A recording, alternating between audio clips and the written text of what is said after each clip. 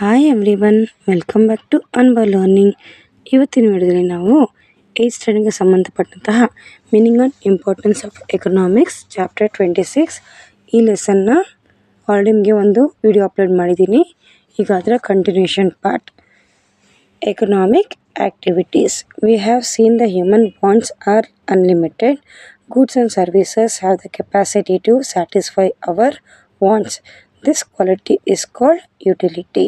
So utility ಅಂದರೆ ಏನಪ್ಪ ಅಂದರೆ ಹ್ಯೂಮನ್ ವಾಂಟ್ಸ್ ಅಲ್ವಾ. ಹ್ಯೂಮನ್ ವಾಂಟ್ಸ್ ಬಂದ್ಬಿಟ್ಟು endless, unlimited. Goods and services have the capacity. So ನಮಗೆ ನಮ್ಮ ನೀಡ್ಸ್ನ ಅಥವಾ ವಾಂಟ್ಸ್ನ ಸ್ಯಾಟಿಸ್ಫೈ ಮಾಡೋದು ಯಾವುದು? ಗೂಡ್ಸ್ ಮತ್ತು ಸರ್ವೀಸಸ್. ಸೊ ಅದನ್ನು ನಾವೇನಂತ ಕರಿತೀವಿ ಅಂದರೆ ಯುಟಿಲಿಟಿ ಅಂತ ಕರಿತೀವಿ. Example, we eat food when we feel hungry. Food has the power to satisfy our need. We want to drink water when thirsty. Water has the power to quench our thirst. ಓಕೆನಾ? ಹೊಟ್ಟೆ ಹಸಿದಾಗ ಊಟ ಮಾಡಿದ್ರೆ ಸಮಾಧಾನ ಆಗುತ್ತೆ, ಬಾಯಾರಿಕೆದಾಗ ನೀರು ಕುಡಿದ್ರೆ ಸಮಾಧಾನ ಆಗುತ್ತಲ್ವಾ. So ಅದನ್ನು ನಾವೇನಂತ ಕರಿತೀವಿ ಅಂದರೆ ಯುಟಿಲಿಟಿ ಅಂತ ಕರಿತೀವಿ. Wants are the basic of all economic activities. So ಇಲ್ಲಿ ಎಕನಾಮಿಕ್ ಆ್ಯಕ್ಟಿವಿಟೀಸ್ಗೆ ಮೇನ್ ಏನು? ಎಕನಾಮಿಕ್ ಆ್ಯಕ್ಟಿವಿಟೀಸ್ನಾಗೋಸ್ಕರ ನಾವೇನು ಮಾಡ್ತೀವಿ? ದುಡಿಬೇಕಾಗುತ್ತಲ್ವಾ. ಸೊ ಅಲ್ಲಿ ದುಡ್ದಾಗ ಏನಾಗುತ್ತೆ ಅಂದರೆ ನಮ್ಮ ಬ್ರೈನ್ನ ಯೂಸ್ ಮಾಡ್ತೀವಿ, ನಾಲೆಜ್ನ ಯೂಸ್ ಮಾಡ್ತೀವಿ. ಸೊ ಹಾಗಾಗಿ ಏನು ಹೇಳ್ತಾರೆ ಅಂದರೆ wants are the basic of all economic activities ಅಂತ ಹೇಳ್ತಿದ್ದಾರೆ. Many of the goods and services that we use every day are limited supply and hence are not available free of cost. We have to pay money to get them. These goods and services are called economic goods and services. So ಯಾವುದೇ goods and ಸರ್ವೀಸಸ್ಗೆ ನಾವು ದುಡ್ಡು ಕೊಟ್ಟು ಅದನ್ನು ತೊಗೊಂಡ್ರೆ ಅದೇನಂತ ಕರಿತೀವಿ? Economic goods ಅಂತ ಕರಿತೀವಿ ಅಥವಾ ಎಕನಾಮಿಕ್ ಸರ್ವಿಸ್ ಅಂತ ಕರಿತೀವಿ. Then how do we get money? We will have to some work in order to earn money.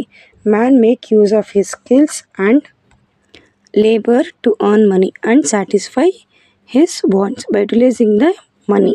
So ಇಲ್ಲಿ ಪ್ರತಿಯೊಬ್ಬ ಮನುಷ್ಯನು ಅವನ ವಾಂಟ್ಸ್ನ ಫುಲ್ಫಿಲ್ ಮಾಡ್ಕೋಬೇಕಂದ್ರೆ ಅವನ ಬುದ್ಧಿಶಕ್ತಿ ಮತ್ತು ಅವನ ಕೌಶಲ್ಯಗಳನ್ನು ಯೂಸ್ ಮಾಡಿ ದುಡ್ಡನ್ನ ಸಂಪಾದನೆ ಮಾಡ್ತಾರೆ ಮತ್ತು ಅವ್ರ ವಾಂಟ್ಸ್ನ ಯುಟಿಲೈಸ್ ಮಾಡ್ಕೋತಾರೆ. In order to earn money and wealth and thereby to satisfy his wants, man engages himself in various activities. These activities are called economic activities. So ಇಲ್ಲಿ ಎಕನಾಮಿಕ್ ಆ್ಯಕ್ಟಿವಿಟೀಸ್ ಅಂದರೆ ಏನು? ಮನುಷ್ಯ ತನ್ನ ವಾಂಟ್ಸ್ನ ಮತ್ತು ವೆಲ್ತ್ನ ಇನ್ಕ್ರೀಸ್ ಮಾಡ್ಕೊಳ್ಳೋಕ್ಕೋಸ್ಕರ ಯಾವುದಾದ್ರು ಕೆಲಸದಲ್ಲಿ ತೊಡಗಿದ್ರೆ, ಏನಕ್ಕೆ? ದುಡ್ಡು ಸಂಪಾದನೆ ಮಾಡಬೇಕು. ಅದರಲ್ಲಿ ಸುಮ್ಮನೆ ಅಲ್ಲ, ದುಡ್ಡು ಸಂಪಾದನೆ ಮಾಡಿದ್ರೆ ಅದನ್ನು ನಾವು ಏನಂತ ಕರಿತೀವಿ? ಎಕನಾಮಿಕ್ ಆ್ಯಕ್ಟಿವಿಟಿ ಅಂತ ಕರಿತೀವಿ.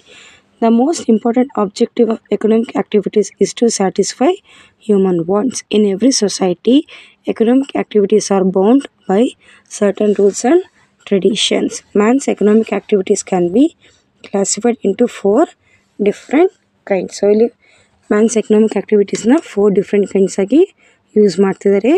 ಮತ್ತು ಅವ್ರ ಎಕನಾಮಿಕ್ ಆ್ಯಕ್ಟಿವಿಟೀಸ್ ಏನೆಲ್ಲಿ ಮಾಡ್ತಾರೆ, ಎಲ್ಲಿ ಮಾಡ್ತಾರೆ ಅಂದರೆ ಪ್ರತಿಯೊಂದು ಸೊಸೈಟಿನಲ್ಲೂ ಇರುತ್ತೆ ಮತ್ತು ಎಕನಾಮಿಕ್ ಆ್ಯಕ್ಟಿವಿಟೀಸ್ನಲ್ಲೂ ಇರುತ್ತೆ. ಬಟ್ ಸ್ವಲ್ಪ ರೂಲ್ಸು ಮತ್ತು ಟ್ರೆಡಿಷನ್ಸು ಚೇಂಜ್ ಆಗಿರುತ್ತೆ. ಸೊ ಅದರ ಫಸ್ಟ್ ಒನ್ ಬಂದ್ಬಿಟ್ಟು production activities. Production activities are those that produce goods and services. So ಪ್ರತಿಯೊಂದು ಜಾಗದಲ್ಲಿ ಗೂಡ್ಸ್ ಆ್ಯಂಡ್ ಸರ್ವೀಸ್ನ ಪ್ರೊಡ್ಯೂಸ್ ಮಾಡಿದ್ರೆ ಅದನ್ನು ನಾವು ಪ್ರೊಡಕ್ಷನ್ ಆ್ಯಕ್ಟಿವಿಟಿ ಅಂತ ಕರಿತೀವಿ.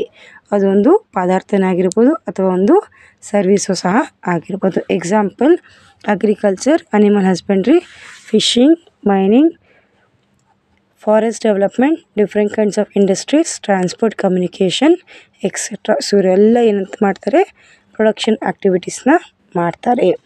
Next, consumption activities. Goods and services are produced for consumption. Man satisfies his wants by buying goods and services ಅಲ್ವಾ. So goods and ಸರ್ವೀಸಸ್ನ produce ಯಾಕೆ ಮಾಡ್ತಾರೆ ಅಂದರೆ ಜನ ಯೂಸ್ ಮಾಡಲಿ, ಕಾಮನ್ ಪೀಪಲ್ ಯೂಸ್ ಮಾಡಲಿ ಅಂತ ಹೇಳ್ಬಿಟ್ಟು. ಸೊ ಕಾಮನ್ ಪೀಪಲ್ ಯಾವಾಗ ಯೂಸ್ ಮಾಡ್ತಾರೆ ಅಂದರೆ ಅದನ್ನು ದುಡ್ಡು ಕೊಟ್ಟು ತೊಗೊಂಡಾಗ. All this activities are consumption activities. So ಈ ರೀತಿ ದುಡ್ಡು ಕೊಟ್ಟು ನಮ್ಮ ವಾಂಟ್ಸ್ನ ಅಥವಾ ಕಾಮನ್ ಪೀಪಲ್ ವಾಂಟ್ಸ್ನ ಸ್ಯಾಟಿಸ್ಫೈ ಮಾಡೋದನ್ನು ನಾವೇನಂತ ಕರಿತೀವಿ ಅಂದರೆ ಕನ್ಸಂಪ್ಷನ್ ಆ್ಯಕ್ಟಿವಿಟಿ ಅಂತ ಕರಿತೀವಿ. Next, exchange activities. The producers produce goods for the consumers. There is A marketing system to supplying the produced goods to the consumers. So ಇಲ್ಲಿ ಎಕ್ಸ್ಚೇಂಜ್ ಆ್ಯಕ್ಟಿವಿಟೀಸ್ ನಡೆಯುತ್ತೆ. ಹೇಗಪ್ಪ ಅಂದರೆ, ಒಂದು ಕನ್ಸ್ಯೂಮರು ದುಡ್ಡನ್ನ ಕೊಟ್ಟು ಅವರ ಗೂಡ್ಸ್ನ ಮತ್ತು ಸರ್ವೀಸಸ್ನ ಅಲ್ಲಿ ಪರ್ಚೇಸ್ ಅಥವಾ ಸೆಲ್ ಮಾಡ್ತಾರೆ. ಸೊ ಅವಾಗ ಏನಾಗುತ್ತೆ, ಕಲೆಕ್ಷನ್ ಆಫ್ ಗೂಡ್ಸ್ ಆಗುತ್ತೆ, transportation, buying and selling takes place. ಪ್ರತಿಯೊಂದು ಸಹ ಇಲ್ಲಿ ಎಕ್ಸ್ಚೇಂಜ್ ಆಗುತ್ತೆ. ಈಗ ನಾವು ಟ್ರಾನ್ಸ್ಪೋರ್ಟೇಷನ್ಗೆ ಹೋದಾಗ ಅಲ್ಲಿ ನಾವು ನಮ್ಮ ಗೂಡ್ಸ್ನ ಇಡಬೇಕಂದ್ರೆ ದುಡ್ಡು ಕೊಡಬೇಕು, ದುಡ್ಡು ಕೊಟ್ಟು ನಮ್ಮ ಗೂಡ್ಸ್ನ ಇಡಬೇಕು. ಸೊ ಅಲ್ಲಿ ಅವ್ರು ಸರ್ವಿಸ್ ಪ್ರೊವೈಡ್ ಮಾಡ್ತಾರೆ, ಬಟ್ ಆದರೂ ಅಲ್ಲಿ ದುಡ್ಡು ಸಹ ಎಕ್ಸ್ಚೇಂಜ್ ಆಗುತ್ತೆ. ಸೊ ಇಲ್ಲಿ ಪ್ರೊಡ್ಯೂಸರಿಂದ ಕನ್ಸ್ಯೂಮರ್ ಬರೋವರೆಗೂ ತುಂಬ ಸಪ್ಲೈ ಚೈನ್ಸ್ ಅಂದರೆ ಒಂದು ಕೈಯಿಂದ ಇನ್ನೊಂದು ಕೈಗೆ ಬರ್ತಾ ಇರುತ್ತೆ. ಸೊ ಅದನ್ನು ಸಹ ನಾವೇನು ಕರಿತೀವಿ, ಎಕ್ಸ್ಚೇಂಜ್ ಆ್ಯಕ್ಟಿವಿಟೀಸ್ ಅಂತ ಕರಿತೀವಿ. Next distribution activities. Distribution activities ಅಂದರೆ ಏನು?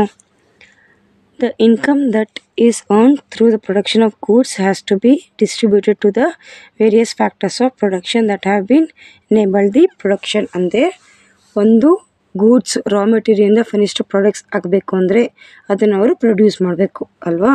ಸೊ ಆ ರೀತಿ ಪ್ರೊಡ್ಯೂಸ್ ಮಾಡಿದಾಗ ಅಲ್ಲಿ ತುಂಬ ಫ್ಯಾಕ್ಟರ್ಸ್ ಇನ್ವಾಲ್ವ್ ಆಗುತ್ತೆ. ಯಾವ್ಯಾವುದಪ್ಪ ಫ್ಯಾಕ್ಟರ್ಸ್ ಇನ್ವಾಲ್ವ್ ಆಗುತ್ತೆ ಅಂತಂದರೆ, ಈಗ ಮಿಷಿನ್ಸ್ ಇರ್ಬೋದು, ಲೇಬರ್ಸ್ ಇರ್ಬೋದು, ಮತ್ತು ಫ್ಯಾಕ್ಟ್ರೀಸ್ ಇರ್ಬೋದು ಅಲ್ವಾ, ಮತ್ತು ಅದಕ್ಕೆ ಇನ್ವೆಸ್ಟ್ ಮಾಡೋ ದುಡ್ಡು ಇರ್ಬೋದು. ಸೊ ಅದೆಲ್ಲವನ್ನು ಅಲ್ಲಿ ಡಿಸ್ಟ್ರಿಬ್ಯೂಟ್ ಆಗುತ್ತೆ. ದುಡ್ಡು ಪ್ರಾಫಿಟ್ ಒಂದು 10 ರೂಪಾಯಿ ಬಂತು ಅಂದರೆ ಅಲ್ಲಿ ಲೇಬರ್ಗೆ ಇಷ್ಟು ಸಂಬಳ, ಮಿಷಿನ್ಗಿಷ್ಟು, ಆಯಿಲ್ಗೆ, ಕರೆಂಟಿಗೆ ಅಂತೆಲ್ಲ ನಾವು ಡಿವೈಡ್ ಮಾಡ್ತೀವಲ್ಲ. ಸೊ ಅದನ್ನು ನಾವು ಎಂತ ಕರಿತೀವಿ, ಡಿಸ್ಟ್ರಿಬ್ಯೂಷನ್ ಆ್ಯಕ್ಟಿವಿಟಿ ಅಂತ ಕರಿತೀವಿ. This process involves activities undertaken to determine the price of the factors of production. Steps have to be taken to ensure that the income earned is distributed among all factors in a just manner.